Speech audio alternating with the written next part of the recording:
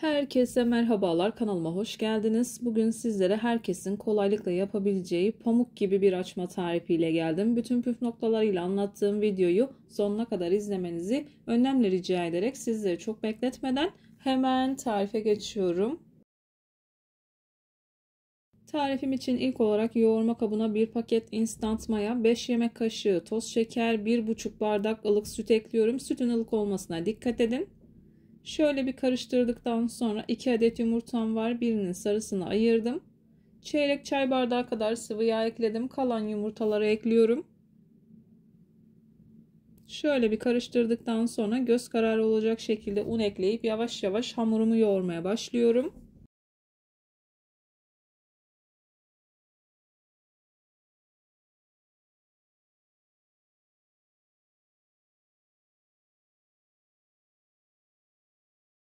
İlk etapta 1,5 bardak kadar un ekledim. Unun üzerine 1 tatlı kaşığı kadar da tuz ekledim. Yavaş yavaş spatula yardımı ile yoğunlaşıncaya kadar karıştırıyorum. Hamur yoğunlaşmaya başladıktan sonra spatulayı çıkartıp elimle yoğurmaya devam ediyorum.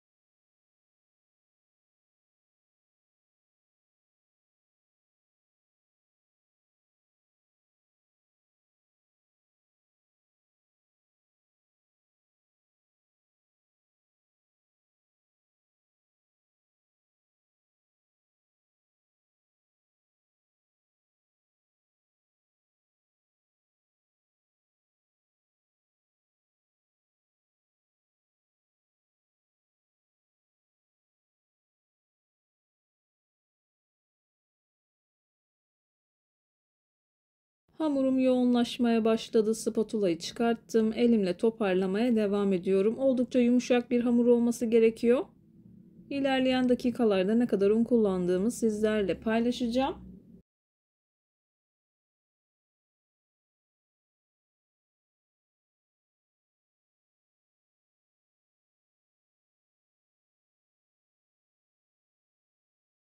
Yaklaşık 5-5,5 bardak kadar un kullanabilirsiniz. Hamuru toparladıktan sonra çok fazla un eklemesi yapmamak için bu aşamada 1 yemek kaşığı kadar zeytinyağı veya sıvı yağ ekleyip hamuru toparlayabilirsiniz.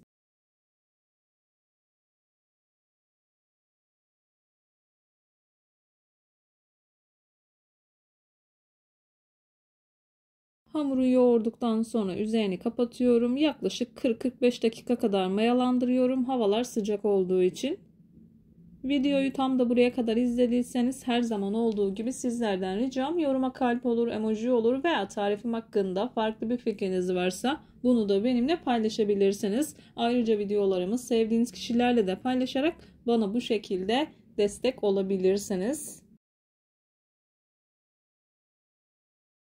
Hamur yaklaşık 40 dakika kadar bir sürede mayalandı. Mayalama süresi tamamen evinizin sıcaklığına göre değişiklik gösterebilir. Hamur 2 katına çıktıktan sonra hamurunuzu kullanabilirsiniz. Hamurun ilk etapta havasını aldım. Şöyle bir toparladım. Maya kokmaması için mutlaka havasını alın. Tezgaha biraz un serpiyorum. Hamuru tezgaha alıp 2 parçaya bölüp beze hazırlıyorum.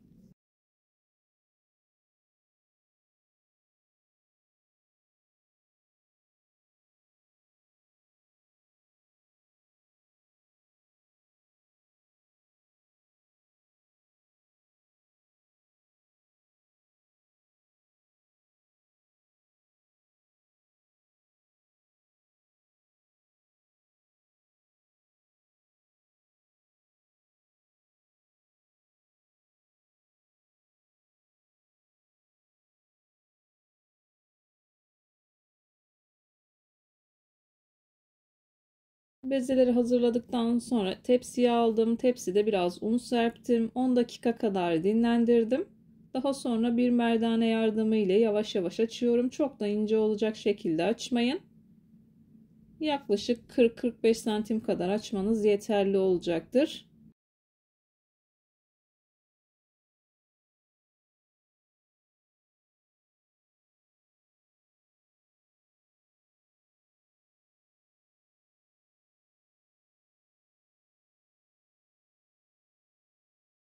Hamuru yeteri kadar açtıktan sonra biraz unluyorum. Katladıktan sonra kenara alıyorum. Diğer bezeyi de aynı şekilde açıyorum.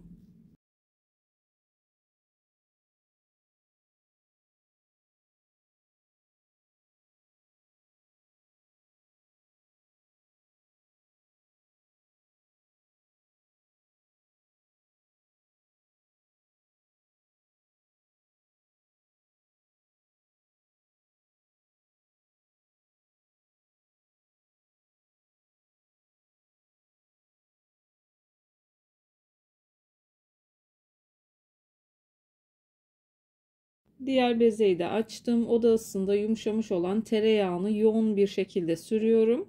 Yaklaşık 150 gram kadar tereyağı kullandım bu tarif için. Dilerseniz margarin de kullanabilirsiniz. Oda ısısında yumuşamış olmasına dikkat edin. Bir bıçak yardımı ile yoğun bir şekilde sürüyorum.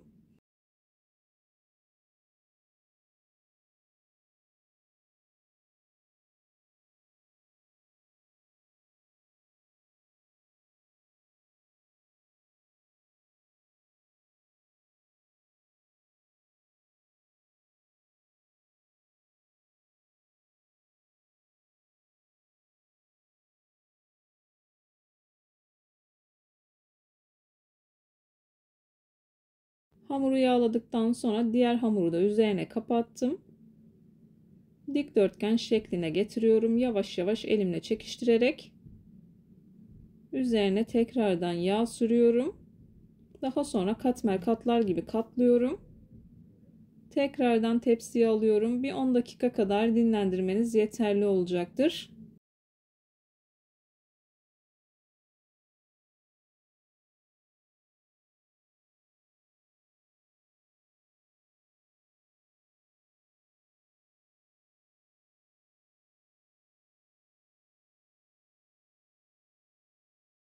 Videolarımda yapmış olduğum tariflerin elimden geldiği kadarıyla püf noktalarını vermeye çalışıyorum. Ama yine de aklınıza takılan herhangi bir şey olursa yorumlara yazarsanız gördüğüm zaman sizlere dönüş sağlarım. Yine aynı zamanda videonun altındaki açıklama kısmına malzeme listesini tam not olarak ekleyeceğim. Dilerseniz oradan da bakabilirsiniz.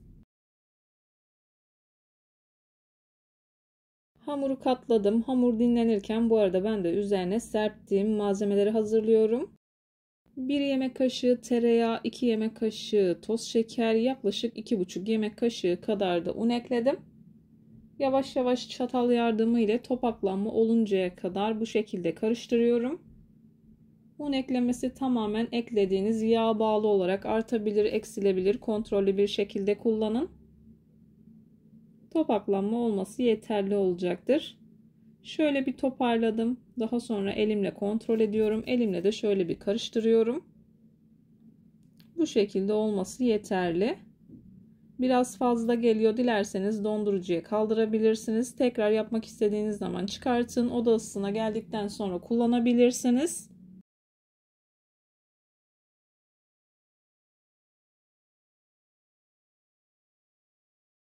Katladığım hamuru 10 dakika kadar dinlendirdim. Yavaş yavaş elimle büyüttüm. Daha sonra merdane yardımıyla açıyorum. Çok da aman aman inceltmenize gerek yok. Ben bu hamurdan 9 adet açma elde ettim. Dilerseniz 12 adet de yapabilirsiniz. Boyutu biraz küçülecektir. Hamuru çok da ortadan olmayacak şekilde böldüm. Bir tarafı 5'e bölüyorum. Diğer tarafı da 4'e böldüm.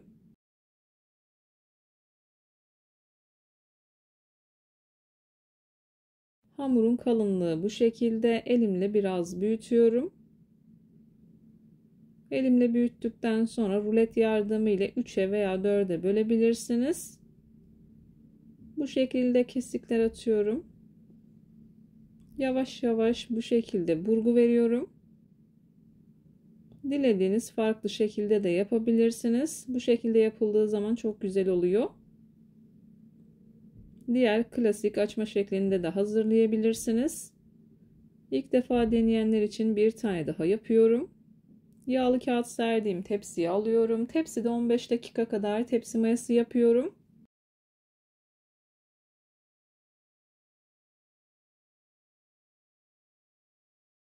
15 dakika kadar tepsi mayası yaptım. Bazı kısımlarını kestim. Video ister istemez biraz uzun oluyor bu tarz tariflerde.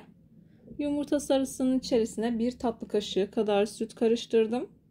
1-2 damla kadar da pekmez karıştırdım. İsterseniz kullanmayabilirsiniz. Üzerine hazırladığım tereyağlı şekerli karışımdan döküyorum. Dilediğiniz kadar serpebilirsiniz. Dediğim gibi fazla olanı dondurucuya kaldırabilirsiniz. Önceden ısıtılmış 170 derecelik fırında altı üstü güzelce kızarıncaya kadar pişiriyorum.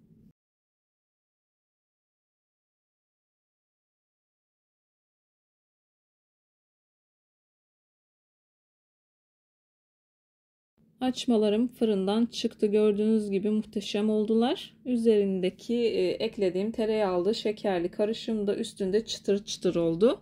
Bana güvenerek tarifi deneyebilirsiniz. İlk sıcaklığı çıktıktan sonra sizler için doku testi yapıyorum. Sizler açmanın güzelliğini izlerken bu arada ben de videonun sonuna gelmek üzereyim. Sizlere veda edeyim.